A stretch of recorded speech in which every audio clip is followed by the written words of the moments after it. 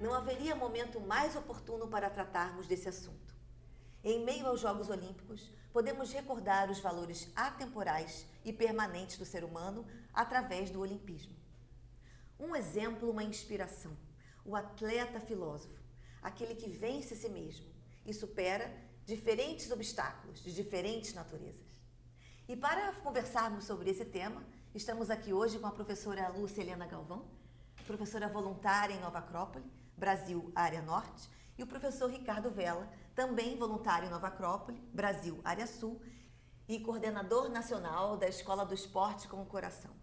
Professora, no dia 11 de julho, você fez uma postagem comentando sobre um encontro especial, uma conversa que você teve com a equipe brasileira de futebol feminino.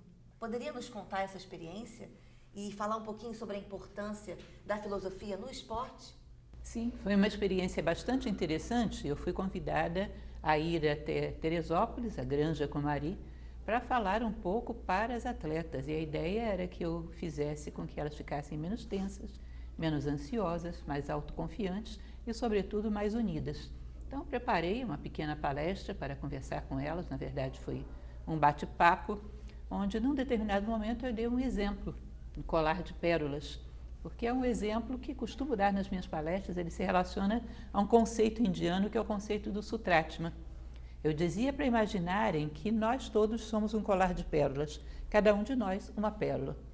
E que, a princípio, nós somos muito superficiais, olhamos apenas para a nossa superfície e nos consideramos a pérola mais bonita do colar, né? A mais redondinha, a mais reluzente. Só que lá pelas tantas a gente esgota essa superficialidade e tem necessidade de algo mais íntimo, mais profundo. E aí, quando a gente vai buscar, como nós só estamos acostumados a reconhecer pérola, quando a gente vira para dentro de nós, tem um pequeno pedaço de um fio de prata e nós não reconhecemos. Então, a princípio, sentimos aquele vazio interior. Mas de tanto buscarmos, vamos depurando a vista até que a gente reconhece que temos um pouquinho de prata dentro de nós. E aí achamos, bom, encontrei minha essência, encontrei aquilo que de mais profundo eu sou, meu nome interno. Só que aqui a gente não percebe, a princípio, que aquele pedacinho de prata que passa dentro de nós e que passa por dentro de todas as outras pérolas do colar é um só, é um único fio, é o chamado Sutratma. Ou seja, o que significa? Quando nós nos aprofundamos em nós mesmos, mergulhamos dentro de nós, vamos cada vez mais percebendo a unidade. A unidade é um processo natural, né? Porque no fundo, em essência, somos um. É isso que a história do Sutratma diz. Bom, elas ficaram um pouco tocadas pelo exemplo, deu para perceber na hora, né, que se sentiram um pouco tocadas. E o técnico, que é uma pessoa muito interessante, Arthur Elias, é uma figura muito interessante, muito curioso e muito atento, ele teve a ideia de presenteá-las, fazer o símbolo materialmente colocado, né? Presentear a todas elas um colar de pérolas. E foi muito bonito quando ganharam a medalha de prata, que subiram ao pódio e todas utilizando o colar de pérolas. Significa que aquele símbolo teve vida para elas, significou alguma coisa importante, significou a união do time, mesmo em situações tão delicadas, como no momento em que a Marta se afastou, não é? A craque do time, e eles tiveram que jogar sozinhos, mesmo ali mantiveram esse sentido de unidade. E isso ficou muito marcado nelas. Eu acho que acima da vitória olímpica, acima simplesmente do fato de terem chegado em segundo lugar, talvez fique o poder da união, gravado nelas como memória, como oportunidade que a vida lhes deu, né? E eu acho que tem muito a ver essa questão do esporte com a filosofia, exatamente isso, porque a filosofia dá uma dimensão maior quando você fala da vitória, quando você fala da medalha, quando fala da competição, para que a gente perceba o que está verdadeiramente em jogo, para que a gente tenha essa dimensão mítica do jogo olímpico, do esporte como um todo. Porque a vitória, em última instância, é sobre nós mesmos. A vitória que nós estamos procurando é uma vitória sobre o que éramos ontem. Esse processo natural da vida, que é um processo de constante expansão, de empurrar a nossa trincheira mais adiante, né, para sermos seres humanos mais plenos, melhores. A competição é conosco mesmo. A medalha significa um contato mais próximo daquilo que é precioso em nós. Portanto, tudo ali é muito simbólico e mostra um homem que está lutando contra as suas limitações, não dando margem para ser dominado por essas limitações. No caso, as limitações do corpo físico. Nós vamos ver que dentro da tradição indiana é muito parecido também quando se fala das 4 disciplinas que levam à elevação do ser humano, que são os 4 yogas, você tem uma disciplina prévia de educação corporal, de domínio do corpo, que é o Hatha Yoga, que vai ao longo dos 4 yogas, você pratica o Hatha Yoga como forma de subordinar o seu corpo às necessidades da alma, subordinar o seu corpo aos chamados da alma, digamos assim, ou seja, que ele seja obediente, que ele seja capaz de controlar os seus impulsos, que ele seja capaz de obedecer aos comandos que vêm de cima. Isso é fundamental, porque sem isso não fazemos nada. E, afinal de contas, estamos no mundo, estamos encarnados num corpo que tem aí os seus caprichos, é uma máquina que é necessário saber dominar. Então, o esporte trabalha de uma maneira muito parecida, para mim, dentro da minha visão, do que o Hatha Yoga faz na Índia. Faz com que você tenha um controle desse corpo para que você possa, através dele, trazer ao mundo determinadas máximas espirituais. Trazer ao mundo a voz da tua própria alma, que na verdade é isso que ele é. O corpo é um intermediário entre o céu e a terra. Então, através dele, ele toma esse recado do céu e traz para a terra, quando a gente tem um controle dele. Porque senão ele se torna nosso inimigo. E quando nos propomos a fazer alguma coisa, ele é um obstáculo.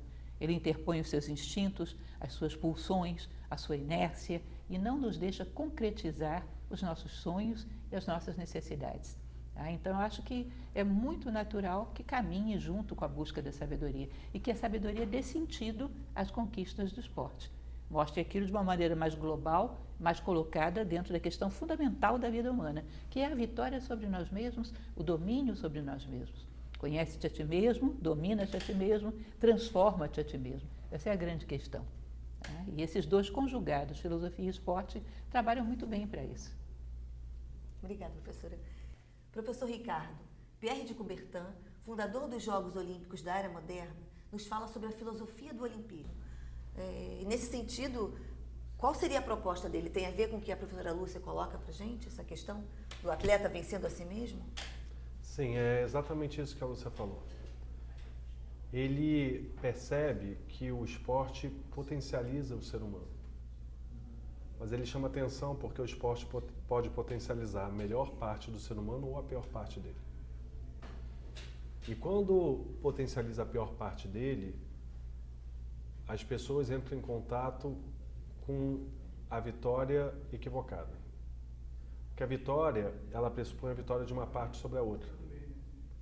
E quando o ser humano não tem vida exterior, ele quer sair vitorioso sobre o outro. Mas o esporte, ele permite você encontrar os seus medos, as suas inseguranças, as suas vaidades. E ao entrar em contato com isso, você pode sair vitorioso sobre si mesmo. Porque dentro de um jogo, de uma brincadeira, você chega a determinadas situações limites onde você pode treinar essa luta interior. E é só um jogo. E assim o ser humano pode ir se formando. Mas ele tinha uma grande preocupação porque ele acreditava que os jogos podiam se desviar.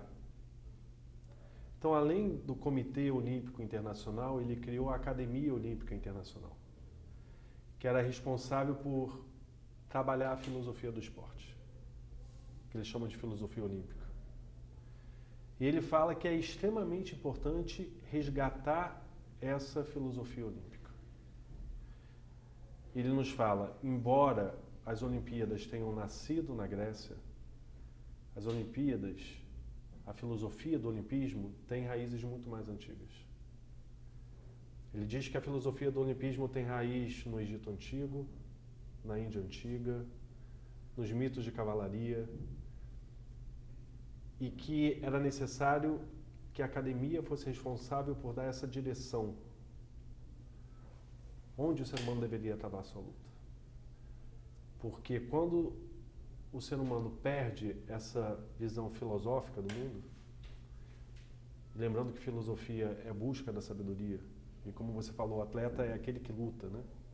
Aquele que luta no lugar correto, que é dentro de si, buscando o seu melhor, buscando a sabedoria.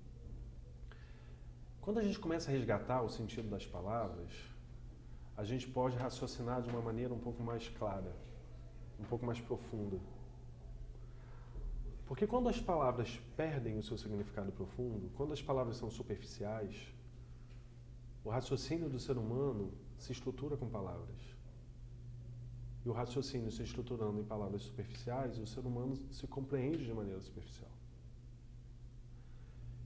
Então, ele fala, precisamos resgatar a filosofia do esporte. Ela precisa caminhar em conjunto, porque se ela não caminhar em conjunto, ela se perde.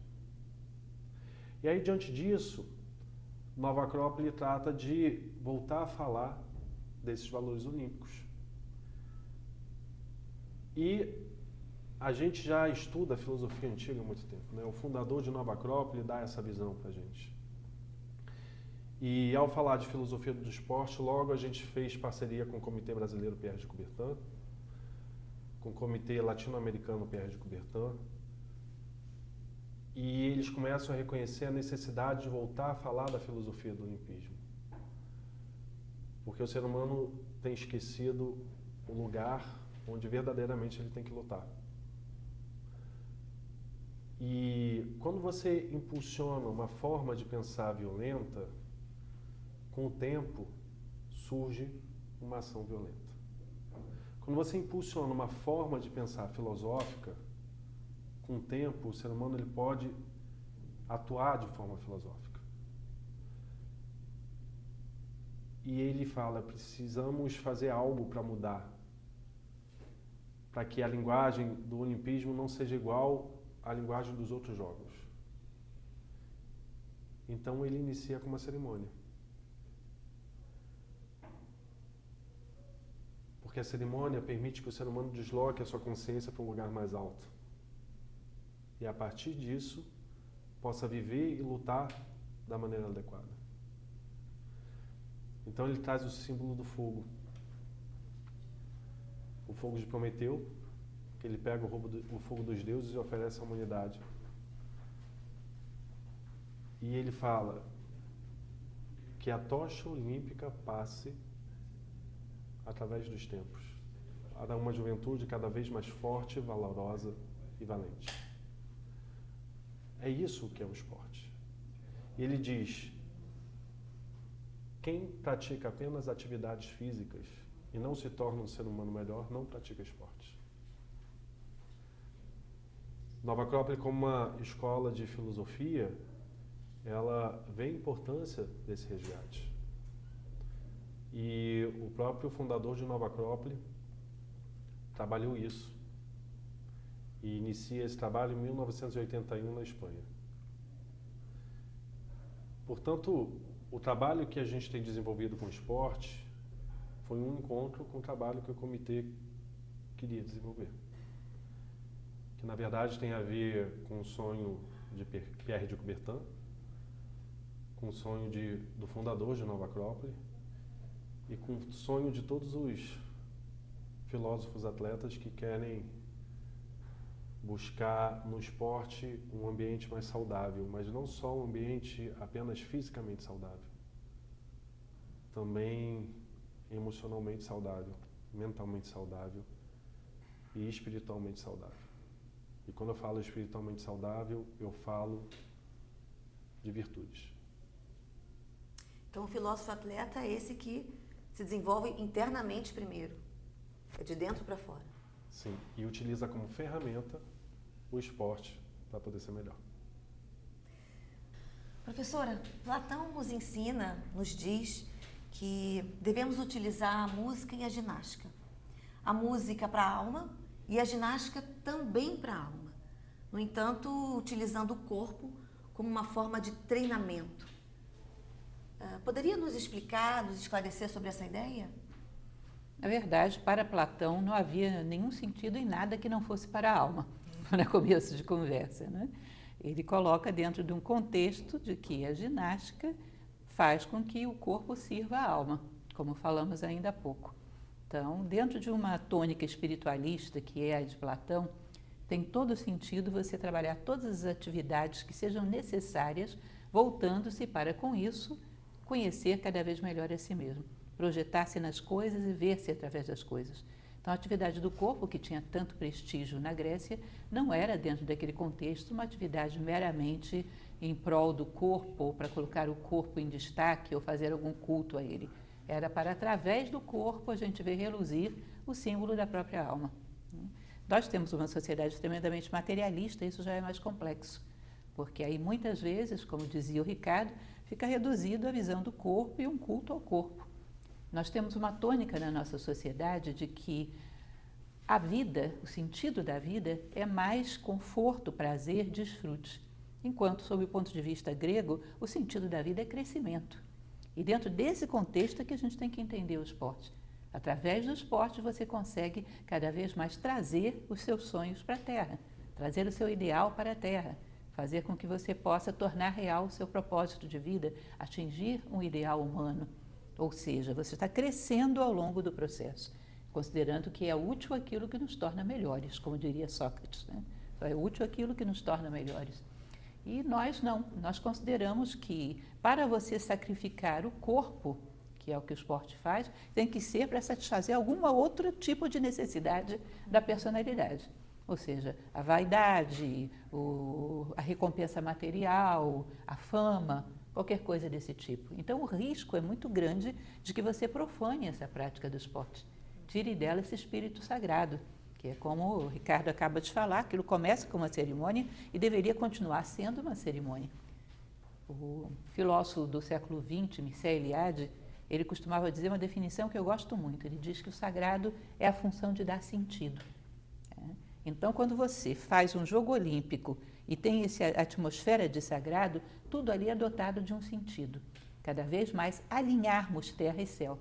Cada vez mais fazermos com que a vida siga o seu fluxo correto. Ou seja, o corpo se eleve para servir de maneira condizente à alma e a alma cada vez mais vem à Terra se expressar através do corpo. Esse casamento fundamental que é o propósito da vida humana. Então, em todas as disputas deveria haver esse espírito. A gente vê brilhar de vez em quando aqui e ali, né? Como no caso daquela jovem que no atletismo não conseguiu atingir a linha de chegada e a segunda colocada vai lá e segura ela e leva até a linha de chegada. Você percebeu que esse era o espírito. Aí estava o espírito. De vez em quando você percebe um ou outro captarem. Como seria bonito que a gente pudesse voltar isso ao seu sentido original. Voltar aos Jogos Olímpicos que fazem com que o homem se torne glorioso. Um herói, no sentido de que impõe a sua vontade sobre as suas pulsões materiais. Então, eu acredito que para Platão ele via a ginástica como essa ginástica sagrada, uma função de dar sentido. Fazer com que esse corpo seja o nosso templo, com que ele seja digno de portar uma alma divina dentro dele. Ou seja, que ele se glorifique, que ele se corrija, que ele se aperfeiçoe para ser representante daquilo que ele tem dentro de si. E nesse sentido, professora, todo ser humano que vence a si mesmo, ele está encontrando dentro de si essa fortaleza para ir em frente, né? O atleta filósofo, enfim, é uma caminhada do ser humano, né? Com certeza. Me recordo quando cheguei à Granja Comari para fazer a palestra para jovens da seleção brasileira, elas estavam fazendo o último treino e a cidade de Teresópolis estava coberta por uma neblina bastante espessa e muito, muito, muito fria.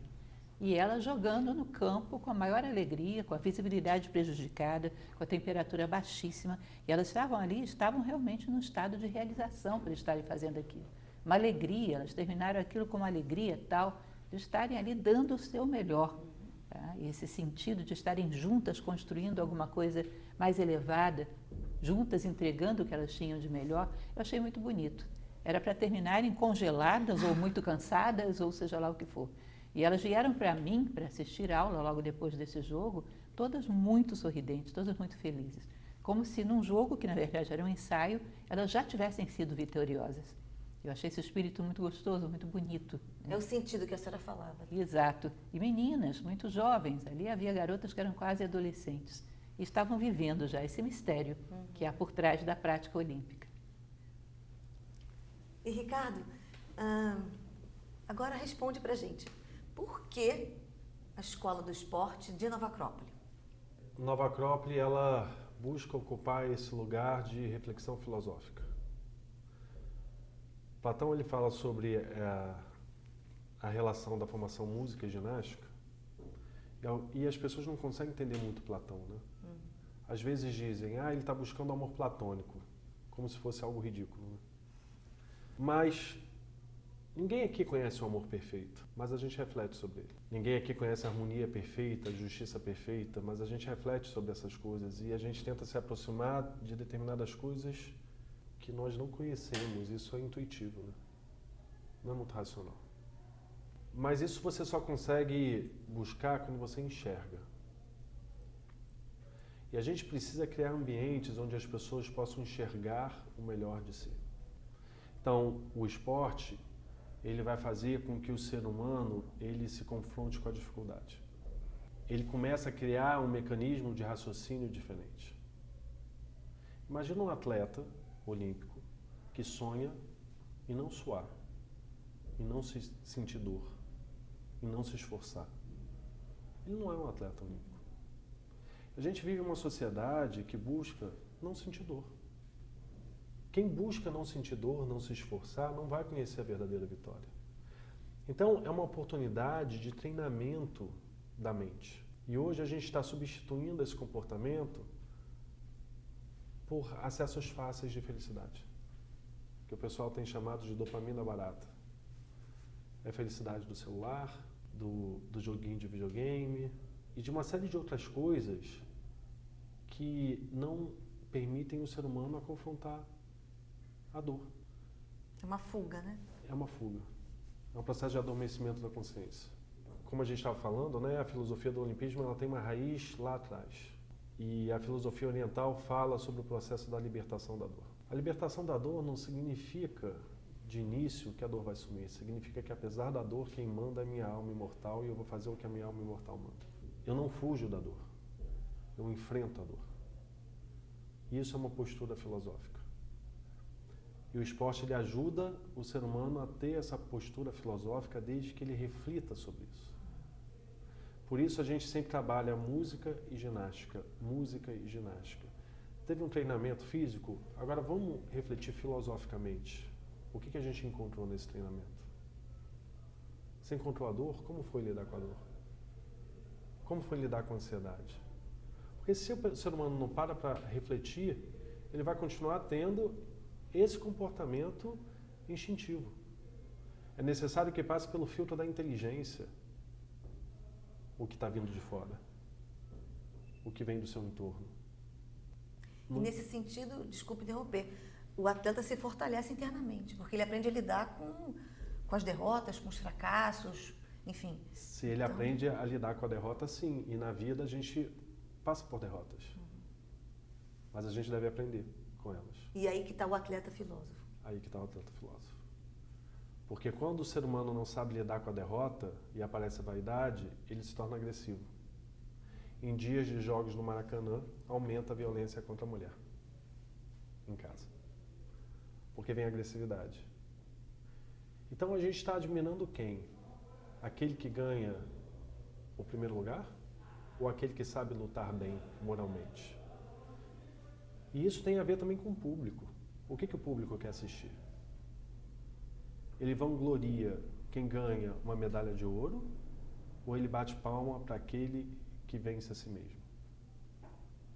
Numa dos nossos jogos, né, a gente tem jogos esportivos, teve uma corrida de 5 quilômetros, eu não me lembro quem chegou em primeiro lugar, mas eu me lembro quem chegou em último.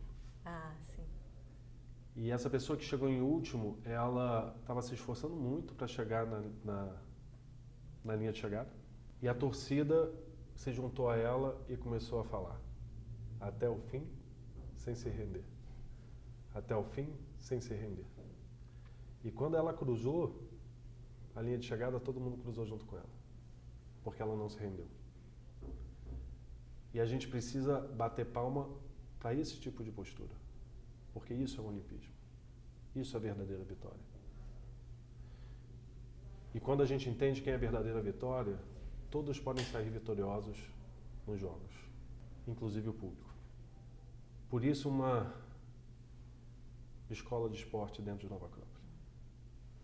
Porque muitas pessoas têm visto coisas ruins no esporte. Muitas pessoas não querem jogar esporte porque acham que vão encontrar algo agressivo. Infelizmente, pode ser que elas encontrem. Mas se a gente impulsiona uma forma de pensar filosófica, as pessoas podem voltar a praticar esportes, voltar a entrar em contato com a dor, com o suor, dentro de uma postura filosófica. E até uma competição vista pelo ponto de vista filosófico, né? Sim. Que é esse vencer a si mesmo. É. Onde competição, na raiz da palavra, significa todos irem na mesma direção. Todos irem na direção da verdadeira vitória. E esse que vai na frente puxa o resto. Ele não é o que se destaca e os outros ficam lá embaixo, como hoje em dia se interpreta. É aquele que puxa, e puxa o melhor. Porque quando a gente está treinando, as marcas aumentam. Por quê? Porque está todo mundo junto. É a força de todo mundo. E aquele que está na tua frente te puxa um pouquinho mais. E quando a gente treina junto na escola do esporte, às vezes a gente fala, se fosse por mim sozinho, eu não levantaria. Mas como eu sabia que vocês estavam aqui, eu levantei. E às vezes a gente fala, poxa, ele estava andando lá na frente e eu vi que eu tinha que me esforçar para alcançar ele. E aí eu consegui o ritmo. E o outro disse assim, poxa, eu vi que eu puxei muito e no final não estava aguentando, mas eu tive que acompanhar o meu companheiro. E um foi puxando o outro.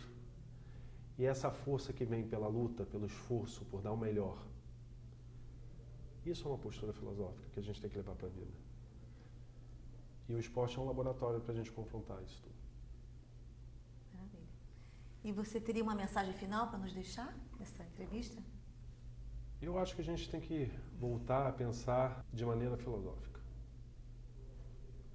Voltar a pensar sobre a sabedoria presente na natureza, no fogo. Tá bom, o amor platônico é inalcançável, a justiça perfeita é inalcançável. Mas isso não invalida a importância do amor perfeito, da honra perfeita, da justiça perfeita. Porque a honra perfeita, a justiça perfeita deveria guiar a humanidade em noites escuras. Da mesma maneira, não é da natureza do ser humano alcançar as estrelas, mas as estrelas guiam os seres humanos em noites escuras. Acho que talvez a gente tenha que voltar a pensar sobre a natureza do fogo. Em noites escuras, as pessoas gostam de se reunir ao redor do fogo. Uma vez a Lúcia deu um exemplo. Eu tenho um copo de água, se eu quero distribuir com todos, vai sobrar muito pouco. Mas um fogo não. Fogo, quanto mais eu espalho, mais presente ele está. Às vezes a gente tem medo, né? Porque o fogo que a gente tem é tão pequenininho, a gente tem medo de oferecer para o outro e o outro fazer assim, ó. E a gente ficar no escuro. Mas a melhor forma de manter o fogo aceso é propagando. Porque se em algum momento esse fogo dentro de mim se apagar, eu posso me aproximar de alguém com o coração quente. E essa pessoa pode voltar a reacender o meu fogo. E é isso que a cerimônia olímpica fala quando traz essa tocha e todos intuitivamente seguem a tocha. O maior evento televisivo não são os jogos, é a abertura dos jogos, são as cerimônias. De alguma maneira as pessoas param para assistir uma cerimônia e tentar entender o que uma cerimônia tem a dizer, o que o fogo tem a dizer. E se não fosse só um ser humano tocha? E se fossem vários seres humanos tochas espalhados nesse momento escuro da humanidade? Da mesma maneira que as estrelas guiam os seres humanos em noites escuras, e seres humanos de coração quente poderiam voltar a guiar os seres humanos em noites escuras. Em meio a um esporte que busca uma luta exterior de vaidade, a gente pode encontrar a referência daqueles que querem ser melhores. E é necessário mostrar que é possível um ambiente esportivo saudável. O esporte é um meio. Os valores olímpicos, a filosofia, essa filosofia temporal é a finalidade. Professora Lúcia, poderia nos deixar também uma mensagem final? Bom, eu acredito que seria interessante a gente refletir sobre um detalhe que nós tratamos muito, que é a questão de que um atleta, um verdadeiro atleta, quando está treinando, quando está realizando seu esporte, ele está inteiro naquilo que ele faz, corpo, mente e alma, e dando o seu melhor naquilo que faz. Isso só, que é uma coisa simples, é um exemplo fora de comum para a sociedade, porque hoje nós temos o hábito de nunca estarmos inteiros em lugar nenhum. Nosso corpo está num lugar, a nossa mente está em outro, a alma isolada, sem ter contato com a personalidade, ou seja, nós estamos fragmentados pela vida fora. E ainda temos o péssimo hábito de não dar o nosso melhor, em lugar nenhum, como se as coisas não merecessem o nosso coração, como se não merecessem que a gente deixasse o nosso coração carimbado em cada degrau da escada. Existe um pensador do século passado, que eu admiro bastante, que é Sirihan, que ele dizia que você deve perder o seu coração todos os dias e depois ir em busca dele. E assim você descobriria que o seu coração é o coração de todas as coisas. Quando nós colocamos o nosso coração nas coisas, significa eu estou dando o meu melhor. Pode ser que amanhã eu possa mais, mas hoje isso é a flor que eu tenho dentro de mim. É o meu melhor. Estou inteiro aqui. Só esse exemplo do atleta já faz dele um vitorioso. Antes que haja qualquer competição, o fato dele lograr isso já é uma vitória. E uma vitória que, se fosse tomada como um exemplo pela humanidade, já mudaria muito a nossa conduta. Helena Blavatsky diz: quem faz o seu melhor faz tudo o que se pode esperar dele. Eu acho essa frase muito bonita, muito consoladora. Eu hoje dei o meu melhor, estou quites com céus e terra, durmo o sono dos justos. Esse exemplo que os atletas nos colocam, eles podem dormir o sono dos justos, os bons atletas. Sabem que estão inteiros naquilo que fazem e dando o seu melhor a cada passo, deixando o seu coração impresso pelo meio do caminho. Esse espírito olímpico que a gente procura recuperar em Nova Acrópole, eu acho que é um exemplo maravilhoso para a sociedade, que se dá tão pouco, que se reserva tanto, que não está com foco de vida onde todos os veículos se reúnam em torno dele.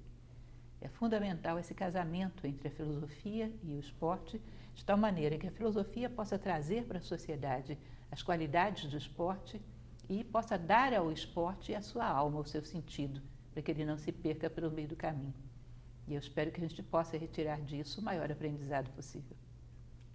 Muito obrigada, professora. Muito obrigada, professor Ricardo.